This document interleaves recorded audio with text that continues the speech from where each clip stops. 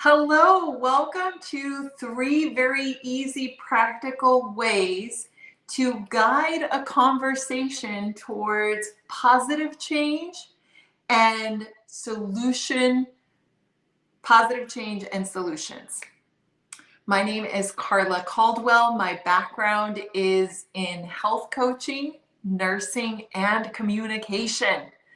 I have been studying and teaching communication for over 15 years. I'm obsessed with it because it changes everything. It changes everything for you, and it changes everything for the people you work with and the people you live with. Communication is critical. Today, we are going to talk about how do you guide a conversation so that the person you're speaking to is talking about what motivates them, what they're willing to do, what they're able to do, and thinking of solutions. We want that versus talking about why something's not possible.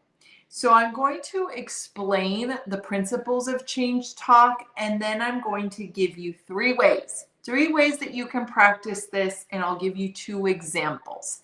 So change talk. Change talk is a motivational interviewing terminology. And what it is, it's this idea that when someone feels 2 ways about something, so for example, I know I need to do something or should do something, but for every reason I have for doing it or needing to do it, I have a reason why it can't happen. So there's this, I picture Humpty Dumpty on the wall. And I am talking about why I need to do something, why I should do something, but then I'm also giving reasons why I can't do it, why it won't work, etc., etc. And change talk is a technique where we guide the conversation so that the person starts talking more about why they're able, they need to, they could, what they can do, until they tip over into the positive action side. Okay, so this is change talk. And change talk is backed by research that shows improved outcomes. It's very effective, but you have to practice it and you have to do it. So again, change talk is the technique where we listen for when someone says they need to do something, could do something, but they're also giving lots of reasons why they can't. And we are going to actively create an environment where they start speaking about why they can until they tip over to that side. Okay? So let's get into the 3 things you can do. 1, first you want to notice. You want to notice when you are in a situation that someone feels 2 ways about. So when you notice, you will hear things like, I should exercise, I need to be more active, but I'm so busy, I don't have time, I can't. My blood pressure's high, you see? So they're going both ways. When you notice that, that is step number 1, is start noticing when someone feels 2 ways about something. Step number 2, you want to ask questions that gets the person you're speaking to talk about why they should change, why they need to change, why they want to change. The most powerful thing there is motivation linked to health behavior change. When you're motivated to change and you link that motivation to the change action item, you're more likely to succeed. So when you're speaking to someone who's interested in doing something, but they have a lot of excuses, if you can get them to talk about why they can, why they're able to, why they desire, why they need to change, they will naturally convince themselves. which is much more powerful than you finger wagging and telling them why they should. So step number 2 is you're going to ask open-ended questions like, why do you want to do this? Why do you need to do this? What have you done before? What can you do? What's possible? And you will start to notice when someone is shifting, because they'll literally be leaning into the change. Like why they need to. You'll notice that they're starting to get a little excited, and they're definitely leaning towards making the change versus staying the same. When you notice that lean, the third step is to ask, what are you able to do? So you want to get them into action. So you ask things like, what is possible? What's the next best step? What are you able to do? All of these questions will lead the person to identify their next best step.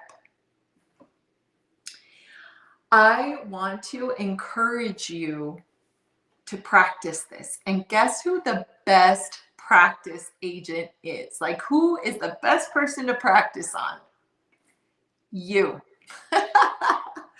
Because you have this going on all the time. I'm going to ask you right here, right now. What is something you think you should do, but you're not doing it? You're not doing it for whatever reason. You're too busy, you don't have time, you forgot, etc. You want to do the same thing with yourself, the same 3 steps. You want to notice when you feel, step number 1, you want to notice when you feel 2 ways about something.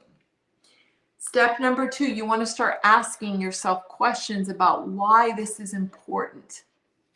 Why is it important? Why do you need to do it? What are you able to do? Why do you want? Want is the most powerful one. And then when you notice yourself really shifting, like, I really need to do this, like, this is important, then you ask yourself, what is my next best step? What is one small thing I can do? If you consistently practice on yourself, you will naturally role model this to others, and you'll get better at it. So if you practice with yourself, you will start to notice when your family members are making statements where they're verbalizing something they think they should do or could do, but they have all these reasons why they don't. You will notice it at work. You will notice it in your business, and you can use it to your benefit to support people in positive change. So I'm going to give you 2 examples. I'm actually going to give you 1 example because